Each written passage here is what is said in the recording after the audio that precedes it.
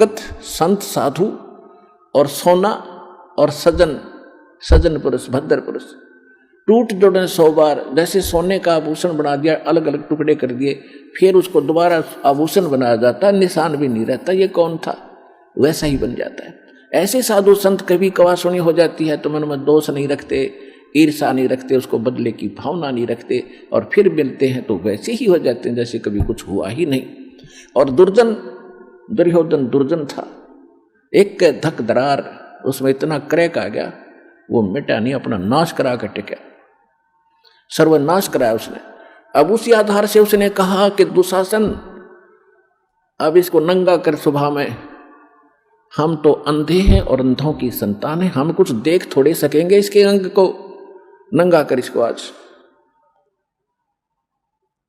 अब द्रौपदी, वहां कौन कौन विराजमान थे पुण्यात्मा, महाभारत पढ़ा करते आप, इसको बड़ा अनमोल ग्रंथ जान के, इसके अंदर जो इन पात्रों का जो गलत रोल था किसी का नहीं धरती पर हमने देखने नहीं मिला।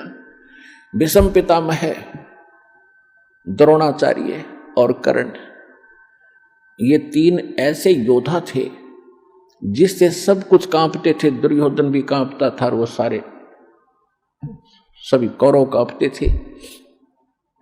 लेकिन उस सभा में वो सारे बैठे और विदुर भी विराजमान था, विदुर जो कौरव पांडवों का चाचा था। अब वहां पर जब उसको नंगा करने लगे, द्रौपदी ने सबसे पुकार की।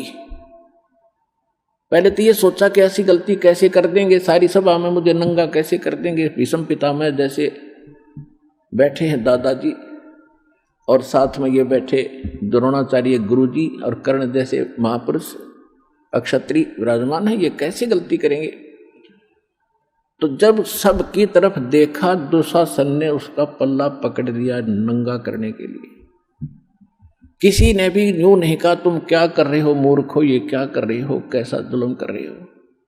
अपने पति 5 पांडवों की तरफ देखा, क्योंकि वो हार चुके थे, वो बंध चुके थे, नीची गर्दन कर ली। अब द्रौपदी ने देखा कि तो सब फेल हो गए, तो जिसको तू आसरा मान बैठी थी, जिनको सहारा मान रही थी, ये तेरी मदद हेल्प करेंगे, तो ये तो फ्यूज हो गए सारे। तो यहां परमात्मा ने कहा कि उस समर्थ की रीढ़ छुपाई कुल कुटुंब तेराता। अब इन संसारिक लोगों से तू अपनी कल्याण चाहता है, इनसे मदद मांग रहा है, ये मदद नहीं कर सकेंगे। समय आने पर भगवान ही मदद करेगा, और वो कैसे करेगा, यदि तूने उसके अनुकूल कोई ऐसा कर्म किया होगा तो करेगा। अब उस समय उस सभा में एक व्यक्ति था जिसको हम पंचायती कह सकते हैं और एक धर्मपुत्र कह सकते हैं, विदुर। विदुर ने खड़ा होकर कहा कि भले आदमियों, तुम क्या करने जा रहे हो, कुछ दुर्योधन अकल से काम ले। बाहर के लोग तुम्हें क्या कहेंगे, अपनी इज्जत अपने हाथ उतार रहे हो। तुम एक ही दादा की संतान हो, तुम अलग अलग नहीं हो। विदुर कहे ये बंधु तुम्हारा, ये पांडव भी तो आपके ही चचेरे भाई हैं। विदुर कहे ये बंधु थारा, एक कुल एक परिवारा, और तुम ये ऐसा जुल्म ना करो, अपनी इज्जत आप ही उतार रहे हो।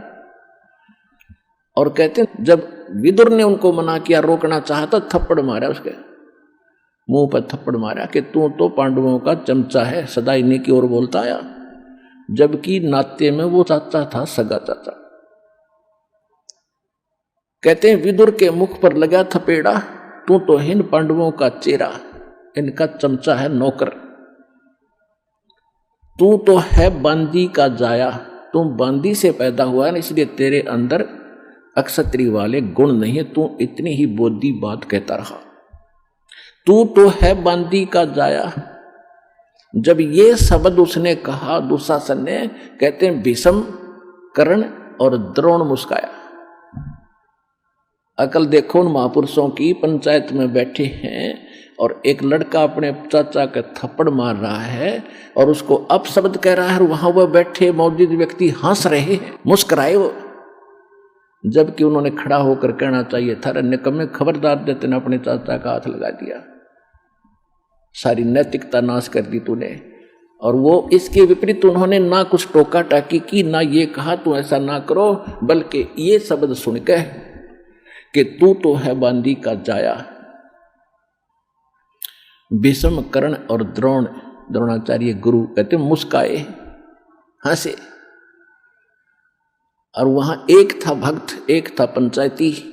उस सभा में पंचायती के एक लक्षण और गुण होते हैं, सच्ची बात कहे, मुंह पे कहे, और उसकी नहीं चले तो उठ कर चला जाना चाहिए, वह बैठा नहीं रहना चाहिए उस सभा। तो विदुर वहां से उठ कर आ गया, वह रहा नहीं। या तो भीष्म, द्रोणाचार्य और कर्ण ने उनका विरोध करना चाहिए था, नहीं मानते तो सभा त्याग देनी चाहिए थी। वहां बैठे किस लिए थे? वो बुद्धिहीन उस द्रौपदी को नंगा देखने के लिए बैठे थे, वो दुष्ट व्यक्ति। और किस लिए बैठे थे? अब कहते हैं बंधे से बंधा मिले और छोटे कौन उपाय, कर बंदगी निर्बंध की वो पल में दे छुड़ाए।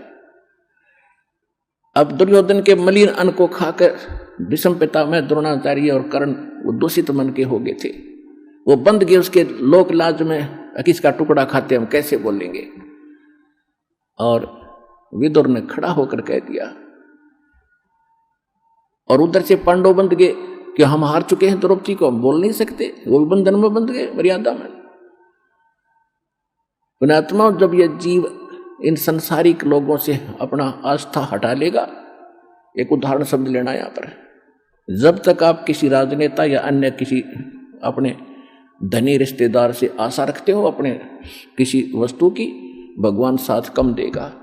जब आप उनसे हटकर केवल एक परमात्मा में आस्था रखकर सच्चे दिल से पुकारोगे तो पता नहीं क्या कर दे एक पल में।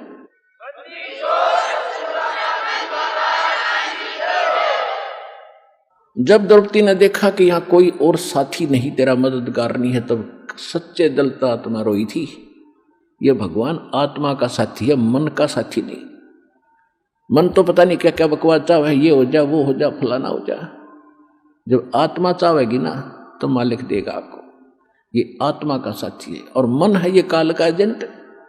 जब आत्मा रोई, यहां की आपकी पुकार, जैसे पता नहीं कितनी बहनों के साथ बलात्कार होते हैं कहीं कहीं, और वो सभी पुकारती भी हैं अपने मदद के लिए, फिर लास्ट में भगवान को भी याद करती होंगी, लेकिन कितनों की मदद होती है? बहुत कम। कारण यह होता है कि हमने पहले कुछ ऐसा पुण्य नहीं कर रखा जिससे भगवान कोई कारण बना दे और हमारी रक्षा कर दे किसी भी प्रकार से। तो द्रौपदी का मालिक ने पहले तो कारण बनाया, सौ छलछीदर मैं करूं अपने दिन के काज, जो जन मेरी शरण है ताका हूं मैं दास, और गेल गेल लाग्या फिरूं जब तक धरती आकाश। अब जैसे ये दास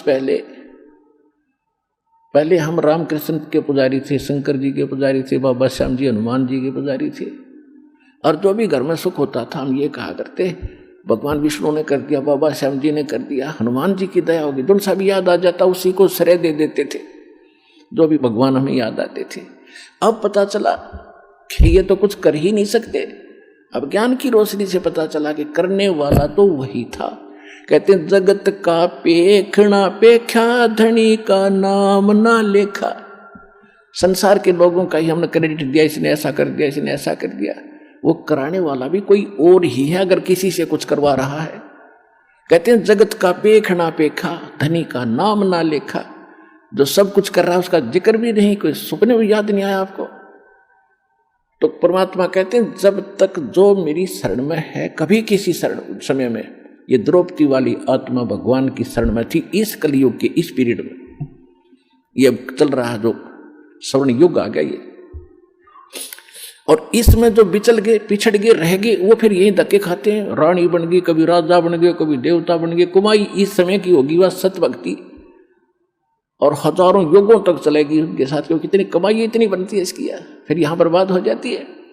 लेकिन जो एक बार उसकी शरण में आ गया, परमात्मा इतने दयालु हैं, उसको कहीं ना कहीं घुमा फिरा के इवन द्रौपदी का भी ईव जन्म देंगे, दोबारा यहाँ पटकेंगे उनको जब उनका नंबर आओगा। जब टेके रहे तो न कहा मोक्ष होना था।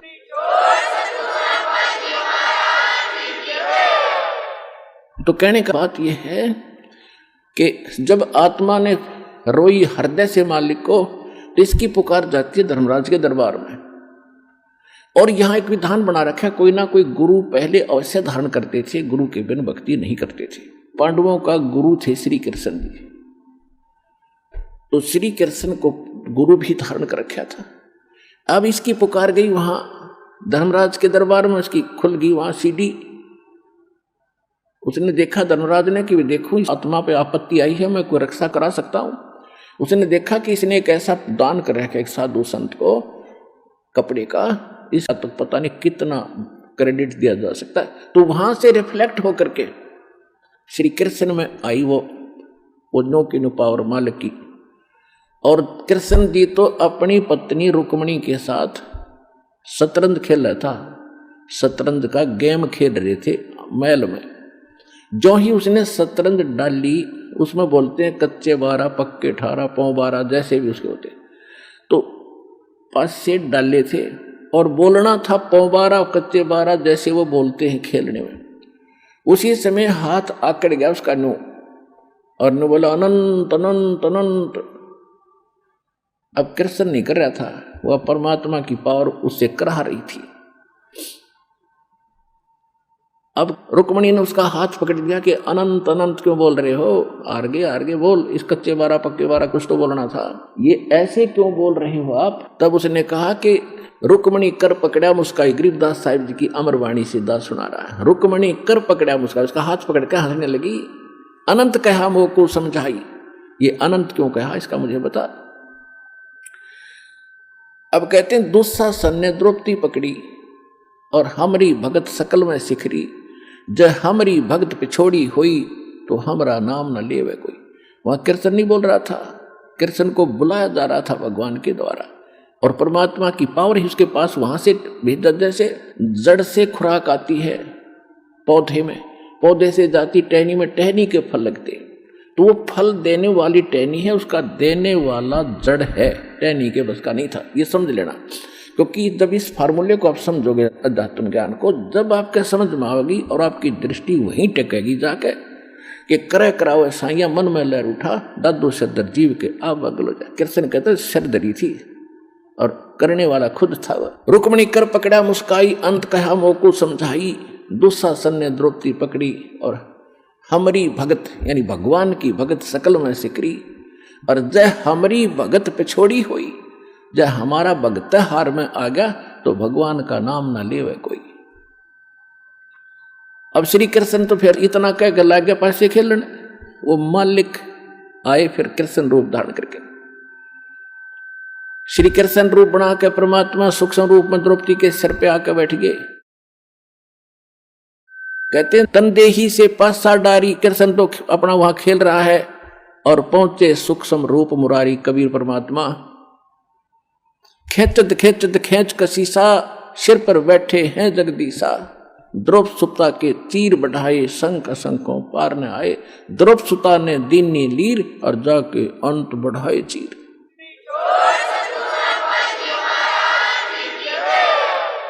देते को हर देत है जहां तहां से आन, अनदेवा मांगत फिरो, फिर साहिब सुने ना का।